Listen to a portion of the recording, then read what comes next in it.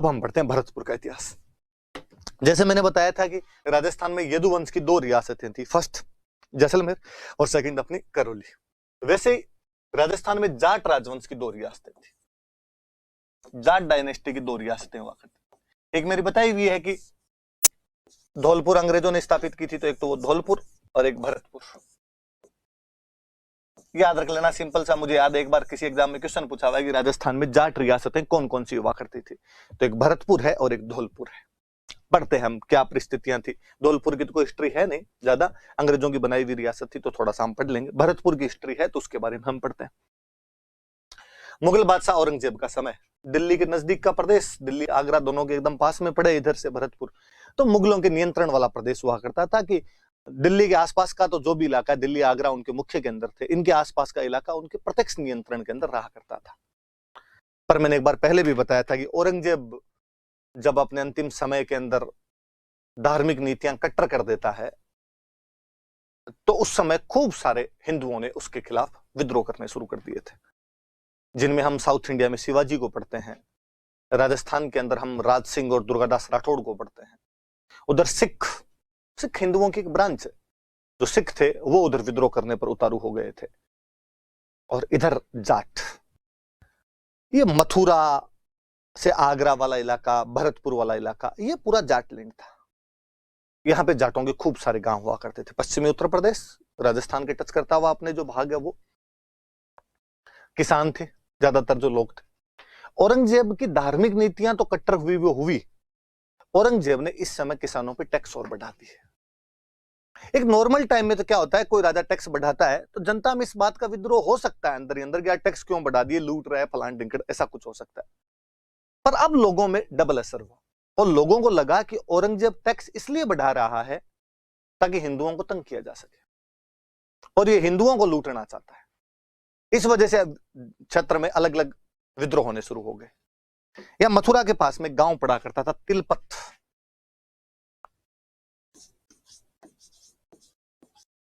और वहां के एक जाट जमींदार थे गोकुला। तिलपत गांव था, वहां के एक जाट जमींदार हुआ करते थे गोकुला। 1669 में गोकुला औरंगजेब के खिलाफ विद्रोह कर देता, और उसने उस क्षेत्र के अंदर जितने बाकी जातियां भी थी, गुर्जर थे, मीणा थे, अहीर थे, सबको इस बात के लिए प्रोत्साहित किया कि औरंगजेब को टैक्स देना बंद कर दो। इन लोगों ने औरंगजेब को टैक्स देना बंद कर दिया। बादशाह इस बात को तो कैसे सहन करता है कि उसकी राजधानी के ठीक निकट में लोग इतना बड़ा विद्रोह कर दे कि टैक्स देना बंद कर दे। औरंगजेब शक्तिशाली राजा था, गोकुला को गिरफ्तार कर लेता है, और गोकुला को गिरफ्तार करके औरंगजेब के सामने लेकर गए। औरंगजेब ने कहा कि यदि इस्लाम कबूल कर ले तब तो छोड़ दिया जाएगा, वरना मार दिया जाएगा। उस व्यक्ति ने करना, धर्म कैसे चेंज किया जा सकता है, ये मैं नहीं कर सकता, जो करना हो तेरे को वो कर ले। कहते हैं औरंगजेब ने उसके एक एक अंग को कटवा कटवा के अलग अलग जगह फेंकवा दिया था। बड़े बेरहमी से गोकुला का कत्ल किया गया था, और औरंगजेब ने एक गोकुला का कत्ल नहीं किया, ऐसे कई कत्ल औरंगजेब ने और करवाए थे। हम पढ़ते हैं कि गुरु गोविंद सिंह जी के 2 बेटों को दीवार में जिंदा चुनवा दिया गया था। शिवाजी के बेटे संभाजी को बहुत बुरी तरीके से कत्ल किया गया था। ऐसे गोकुला का बहुत बुरी तरीके से कत्ल किया गया। उस बंदे को ब्रूटली, नृशंसता पूर्वक मारा गया था, हत्या की गई थी।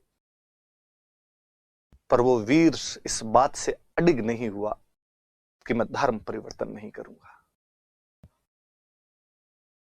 वो अपनी बात पर टिका रहा कि नहीं, वैल्यूज नाम की कोई चीज होती है, ऐसे थोड़ी है कि इस लोभ लालच के अंदर भी आया जाए और धर्म चेंज कर लिया जाए। गोकुला को शहीद कर दिया गया, लेकिन वो चिंगारी जो गोकुला जगा के गए थे वो अब मिटने वाली थी नहीं।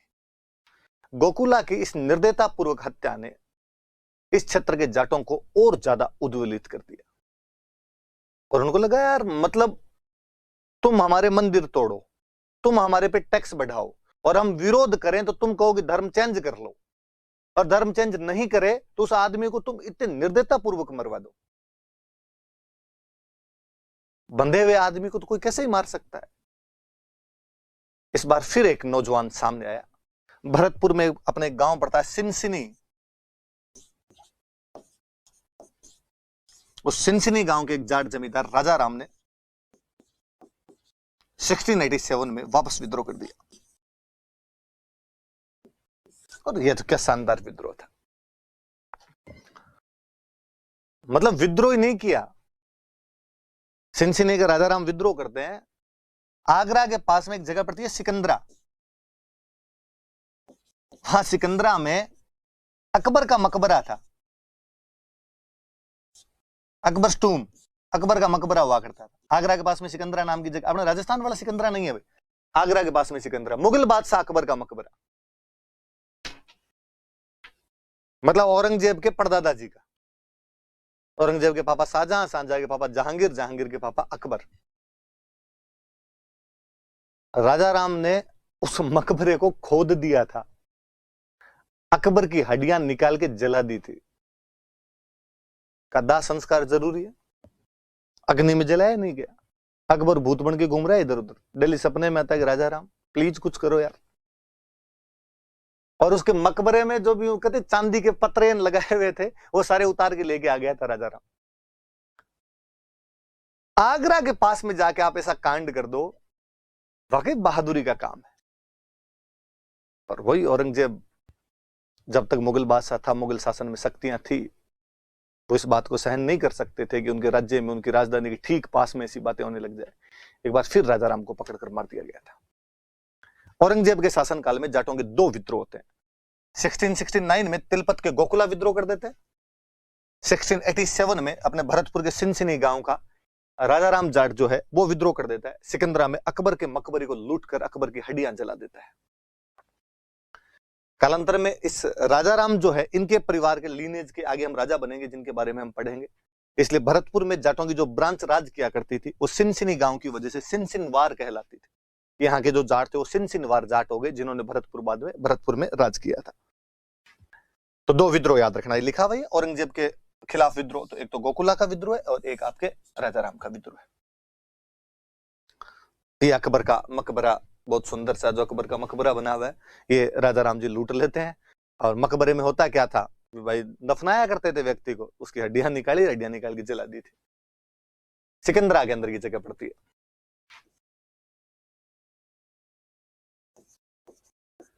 अब वह क्षेत्र जो औरंगजेब के समय ही अशांत हो गया था, अनरेस्ट था यहां पे औरंगजेब के टाइम में ही, औरंगजेब की मृत्यु के बाद में तो ये और ज्यादा बढ़ गया।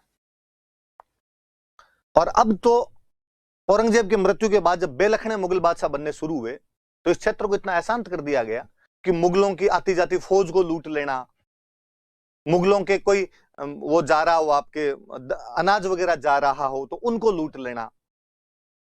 इस बार एक नए सरदार से चूड़ामन, और चूड़ामन ने थोड़ी और शक्तियां बटोरी और किला बनवा लिया था थूण। भरतपुर में अपने जगह पड़ती है थूण नाम की, यहां पर किले का निर्माण करवा लिया था। मुगलों को टैक्स वगैरह देना तो बंद ही कर दिया और पूरी तरीके से इस इलाके को कब्जा कर लिया और थूण के अंदर किला ही बनवा लिया। किला बनवा लिया इसका मतलब आप शक्तिशाली होते जा रहे हो।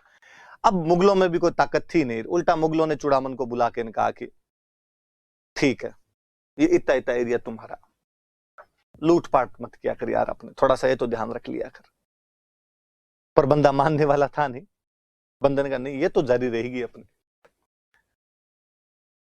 चूड़ामन की जब मृत्यु होती है, चूड़ामन की मृत्यु के बाद में लफड़ा हुआ यहां पे। चूड़ामन की मृत्यु के बाद में दो बंदे भरतपुर के अंदर लड़ लिए। एक बंदे का नाम था मोहकम सिंह कि भाई अब अगला सरदार कौन बने, एक बंदे का नाम था बदन सिंह।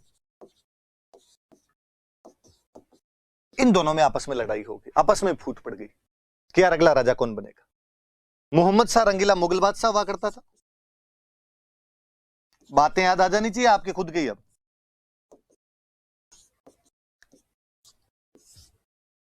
मोहम्मद शाह रंगीला मुगल बादशाह था और मोहम्मद शाह रंगीला ने अपने जयपुर वाले सवाई जय सिंह को कहा कि यार तुम्हारे जयपुर के नजदीक का मामला है, राजस्थान का मामला है, और भाई यार तू जा, और तू जाके यार उनका मामला शांत करके आ,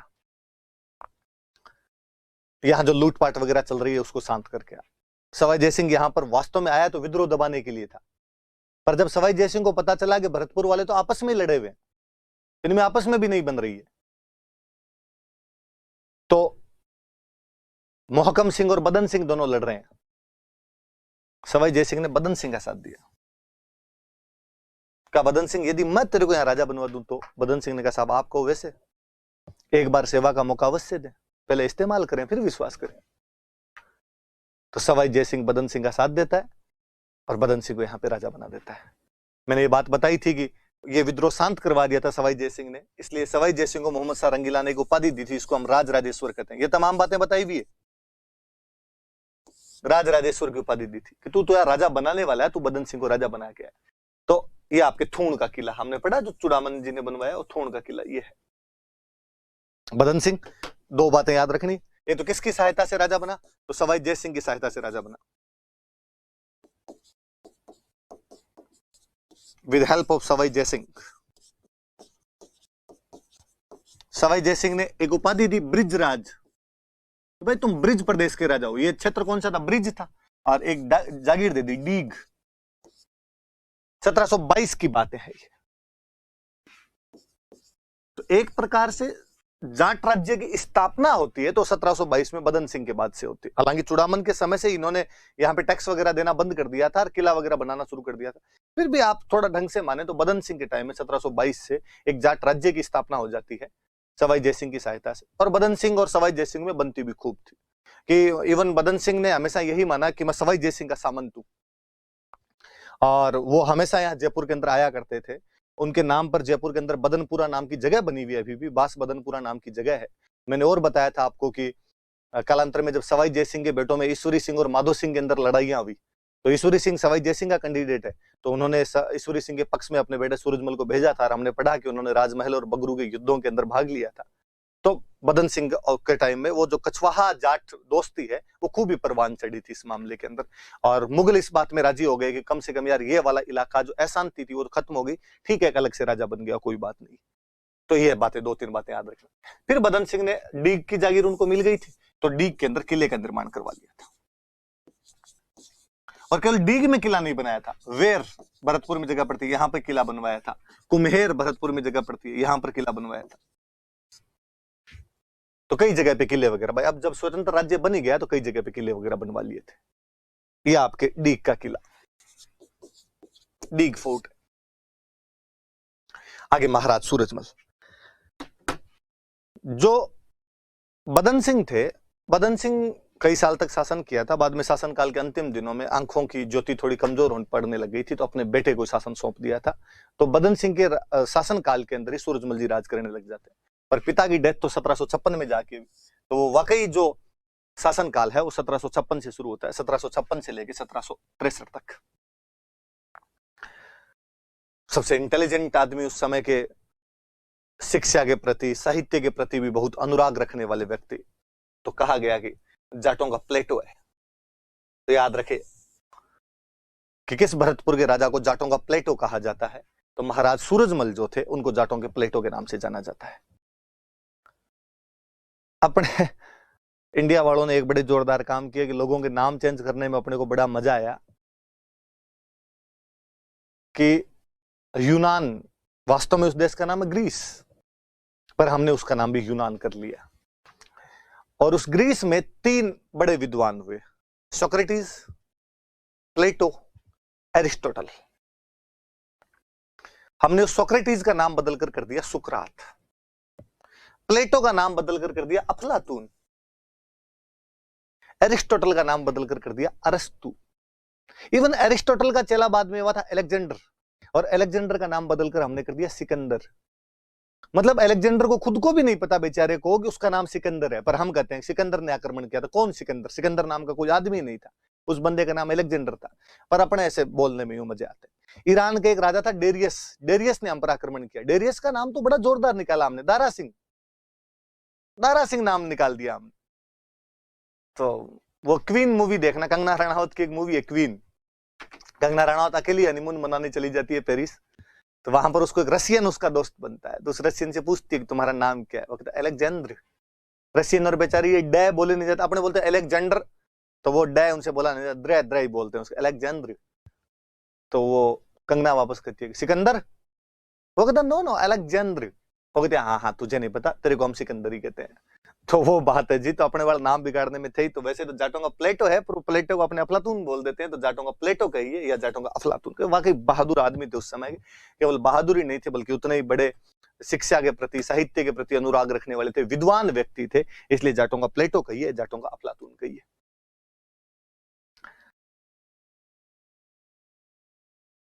ये मैं बाद में बताऊंगा, ये समझा दूंगा आपको, पर पहले ये सुनिए इसके बाद वाली।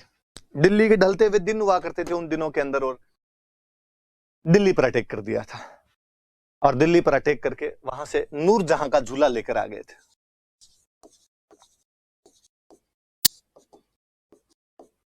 झूला समझते हो? हिंडो हिंडो। किसी टाइम में नूरजहां वहां बैठ के उस पर झूला करती थी, सूरजमल जिनका उतारो इसको, इस पे भाई साहब अपने झूलेंगे। और डीग में इन्होंने जल महल बनवा रखे थे, तो उन डीग वाले जल महलों के अंदर ये नूरजहां का झूला लगवाया था। ये डीग वाले जल महल है। डीग को अपने जल महलों की नगरी कहा जाता है, सिटी ऑफ ब्लैक पैलेसेस। और इन डीग के जल महलों में सूरजमल जी ने नूरजहां का झूला लगवाया था, जिसके लिए कहा जाता है कि वो जो झूला है वो दिल्ली से उतार कर लाया गया था। तो याद रखना भाई कि दिल्ली पर अटैक किया था, वहां से नूरजहां का झूला उतार कर ले आए थे। 1761 में मराठों के और अहमद शाह अब्दाली के बीच में,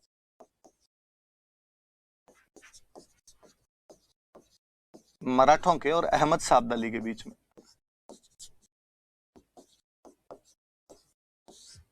पानीपत का तीसरा युद्ध हुआ, third battle of Panipat. Surajmal ji को जब पता चला कि मराठों के और अहमद शाह अब्दाली के बीच में युद्ध हो रहा है, तो सूरजमल जी गए मराठों के पास। जाते टाइम जब वो यहां से गुजर रहे थे, तो उनको कहा कि यार मैं भी आपकी सहायता कर सकता हूं। पर मराठों के क्या है कि मराठे मुगलों के ढलते हुए दिनों में इतने ज्यादा पावरफुल हो गए थे कि जहां मर्जी आती वहां लूटपाट कर लिया करते थे। इन दिल्ली को तो मराठे कुछ समझते ही नहीं थे। किसी युद्ध से थोड़े दिन पहले मराठों ने दिल्ली पर कब्जा किया था, और दिल्ली का जो दीवाने खास था लाल किले का, उसके जितनी भी सोने चांदी थी, उसकी दीवारों पे चांदी लगी हुई थी, वो सब उतार के और उसके सिक्के डलवा दिए थे। तो मराठों के सामने तो दिल्ली की औकात ही एकदम यूं भौंतरी हो रखी थी। तो मराठों को लगता था यार हमसे तो कोई लड़ ही नहीं पाएगा, और वाकई हालत भी ये थी, मराठों से कोई लड़ भी नहीं पाता था। मराठे जहां जाते अगला हाथाजोड़ी करके रुपए देके वापस भेजा करता था इनको। तो मराठों को इतना घमंड था कि मराठे अपनी फौज में फौजी रखते कम, लुगाई टाबर रखते ज्यादा, औरतें बच्चे, कि भाई कहीं जाके घेरा डालना है अपने को, तो महीने भर पड़ा रहना है वहां पे, और महीने भर जब वहां पे पड़े रहेंगे तो अगला राजा अपने आप से निकाल के दे देगा। अब इतने दिन आराम से लुगाई टाबरों को साथ लेके चलो। लुगाई टाबर ही नहीं, मालिश करने वाले, डांस करने वाले, ढोलक पट्टी बजाने वाले, पूरा इंतजाम करके चलते थे भाई साहब।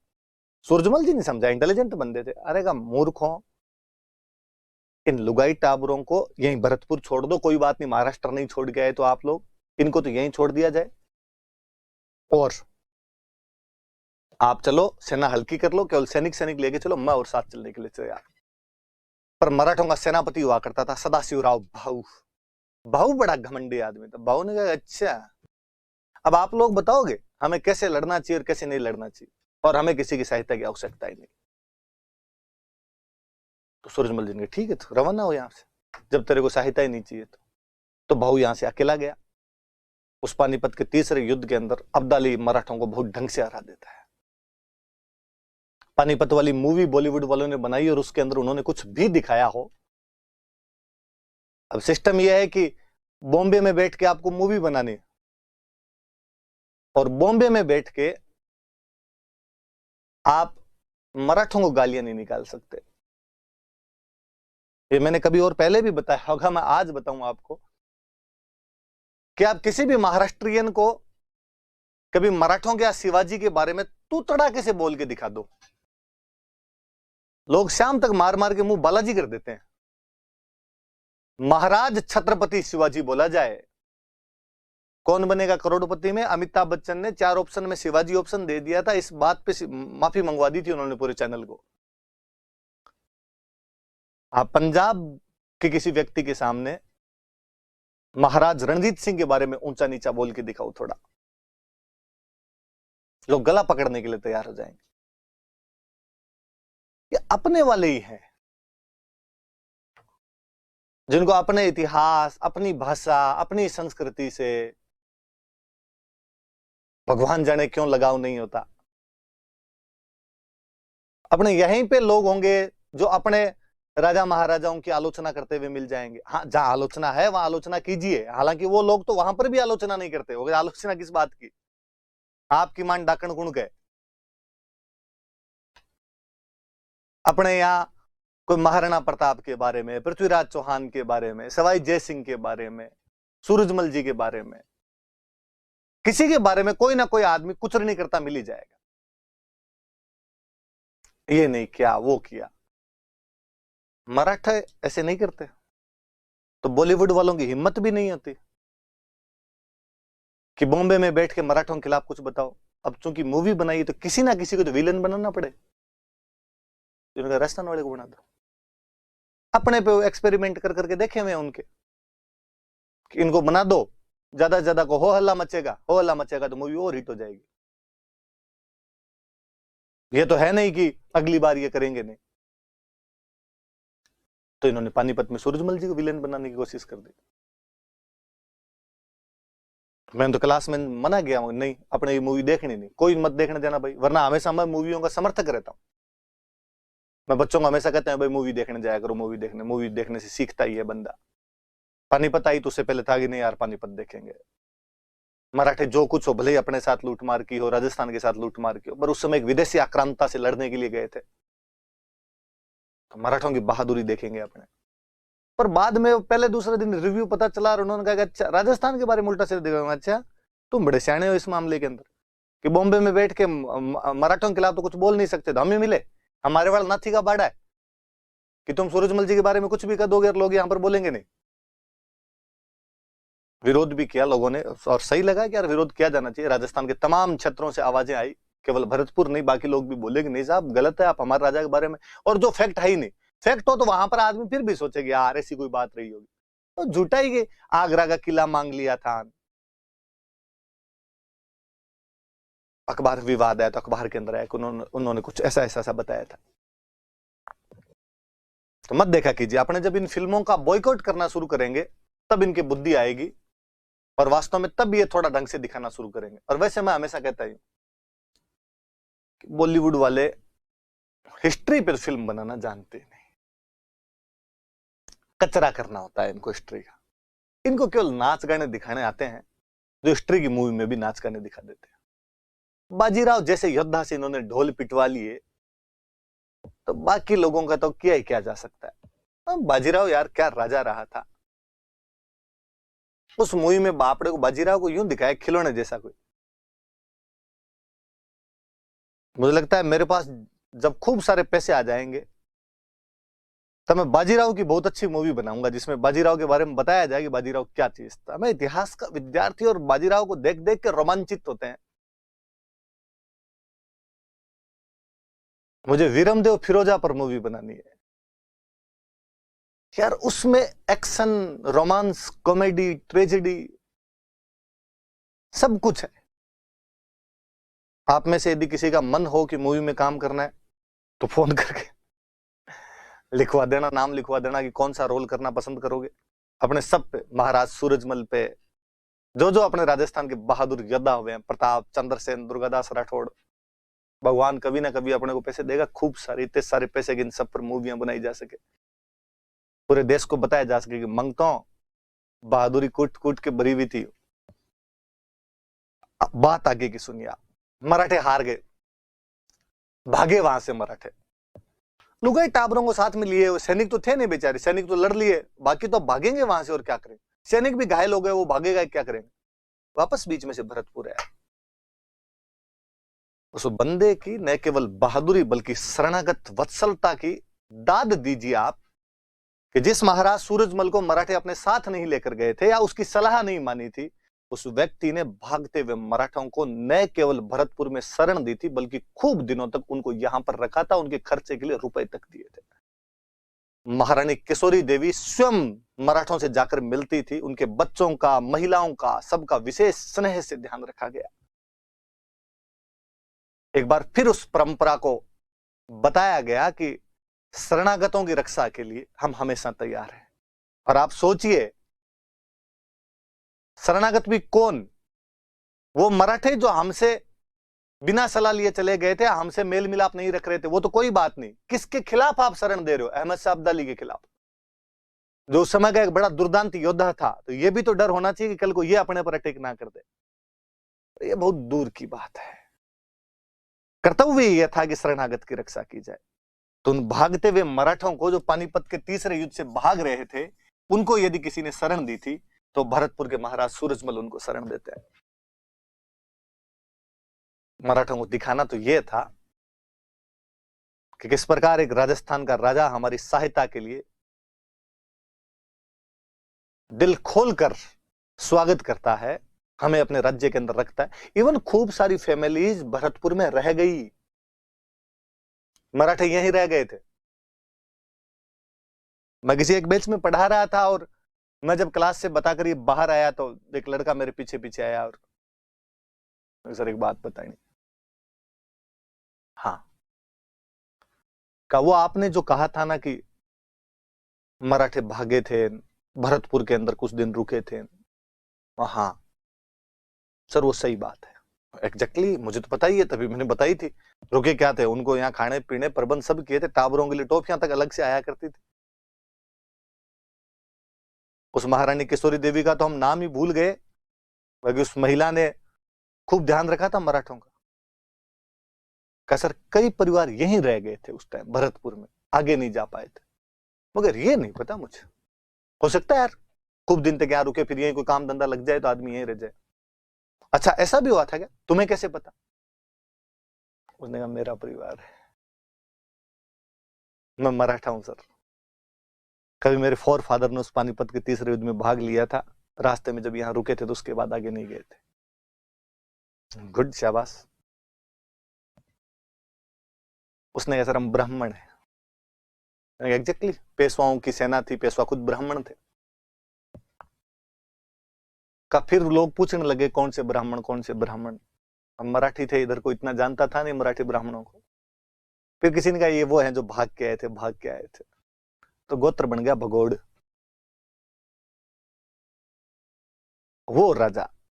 तो याद रहे आपके कि पानीपत के तीसरे युद्ध से भागते हुए मराठों को शरण देने वाले कोई राजा थे, तो वो कौन थे? सूरजमल जी। और मैं चाहूंगा कि आप महारानी किशोरी देवी को भी याद रखें।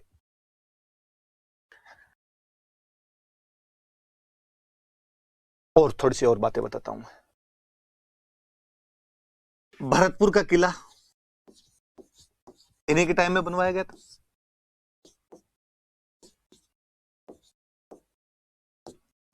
डीग के जल महल इन्हीं के टाइम में बनाए गए थे।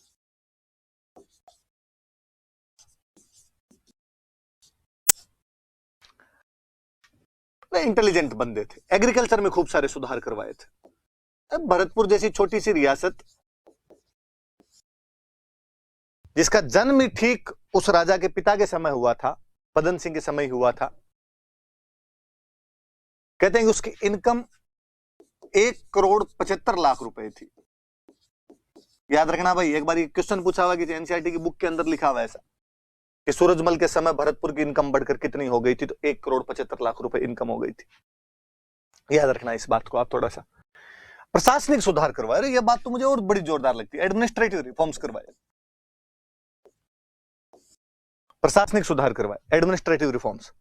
पहले क्या होता था कि अक्सर एक ये भी हुआ करता था कि जिस वंश का राज्य है उसी वंश के लोग ज्यादातर नौकरियों के अंदर हुआ करते थे। राजा अपने भाई भतीजों को नौकरियों में रखता था। महाराज सूरजमल ने इस भेदभाव को भी समाप्त किया। उन्होंने प्रत्येक जाति धर्म के लोगों को अपने प्रशासन में शामिल किया था। या मैं एग्जैक्टली इसको और बोलूं तो योग्यता के आधार पर लोगों को प्रशासन में शामिल किया, या मैं इसको इंग्लिश में बोलूं तो मेरिट बेस्ड ब्यूरोक्रेसी बनाई थी। मेरी ब्यूरोक्रेसी में वो लोग आएंगे जो मेरिटोरियस है। इसमें जाति धर्म लिंग के आधार पर किसी भी प्रकार का भेदभाव नहीं किया जा सकता है। तो याद रखना सारी बातें। कृषि में सुधार किया, भरतपुर की इनकम 1,75,00,000 तक हो गई थी। प्रशासनिक सुधार किए, योग्यता के आधार पर लोगों को लेना शुरू किया था, मेरिट बेस्ड ब्यूरोक्रेसी बनाई थी। भरतपुर में किला बनवाया था, डीग के जल महल बनवाए थे।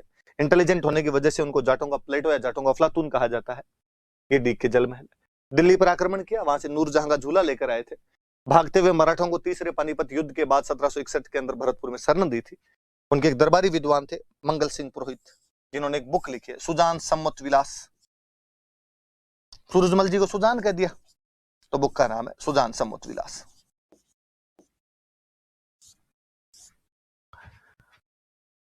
कालांतर में अपने यूपी में एक इलाका पड़ता था रुहेलखंड।